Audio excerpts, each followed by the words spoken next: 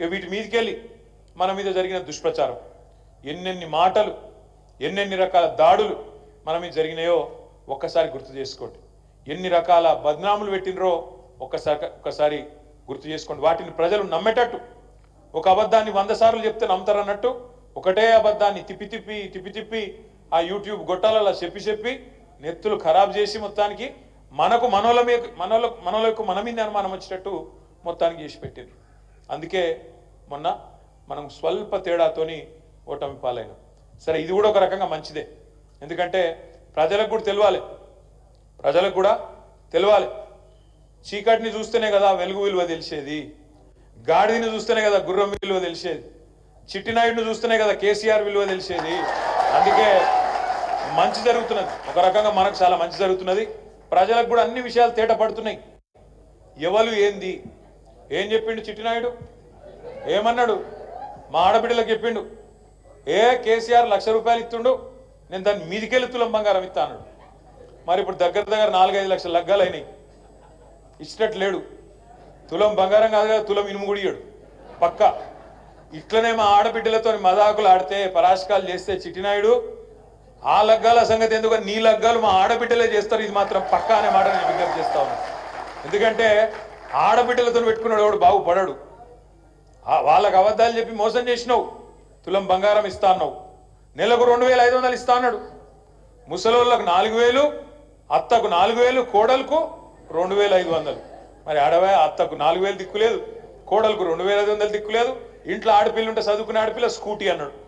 Scooty లేదు, బంగారం లేదు, 2,500 లేదు, 4,000 లేదు, రైతు రుణమాఫీ లేదు, ఉత్త గ్యాస్ లేదు, ఫ్రీ గ్యాస్ లేదు, మన లేదు, అంతా ఉత్త గ్యాసే.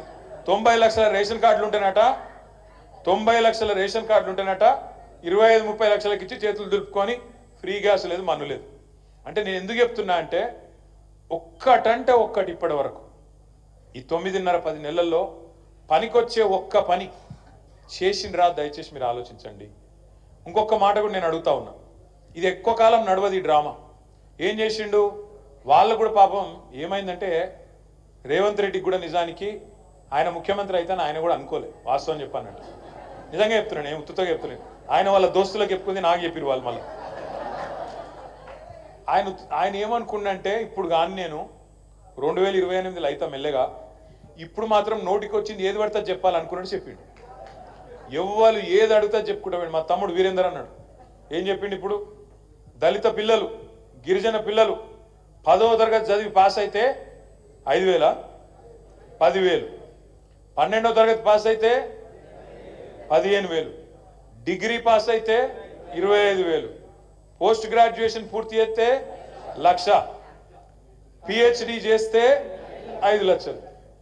నేనేమంటున్నా, నిజంగా ఎవడన్నా ముఖ్యమంత్రి అయితే అనుకుంటాడు, బరువు బాధ్యత ఉన్నోడు ఇటువంటి హామీలు చెప్పి మళ్ళీ రేపు ఏమవుతుందో అన్న ఫిగర్ ఉంటుంది, చేయకపోతే ఇబ్బంది అన్న ఫిగర్ ఉంటుంది. కానీ రేవంత్ రెడ్డి అవేం ఆలోచన చేయలే. ముందు పెట్టనైతే పెట్టిరు, ఇచ్చేది ఉందా, మనం అయ్యేది ఉందా, పీకేది ఉందా అని పెట్టిరు. పెట్టేవారికి ఏమైపోయింది, ఆయనతో పుసుకున్న తంత గారెల బుట్ల పడ్డట్టు ఆయనతో వచ్చి పడ్డానికి ఏం చేసిండు, ఏం చేయన్నది తెలియదు. ఇక్కడికి వచ్చినాక ఎన్నడూ మంత్రి పదవి చేసిన అనుభవం లేదు, ఎన్నడూ ప్రభుత్వాన్ని నడిపిన తెలివి లేదు. ఎప్పుడైనా అవతల కూర్చున్నాడు, ఒరుడే తప్ప ఇంకోటి తెలియదు. ఇప్పుడు కూడా ఇంకా అలవాటు పోతలేదు. మైక్ అందుకున్నాడంటే ఏంది మొదలుపెట్టుడు.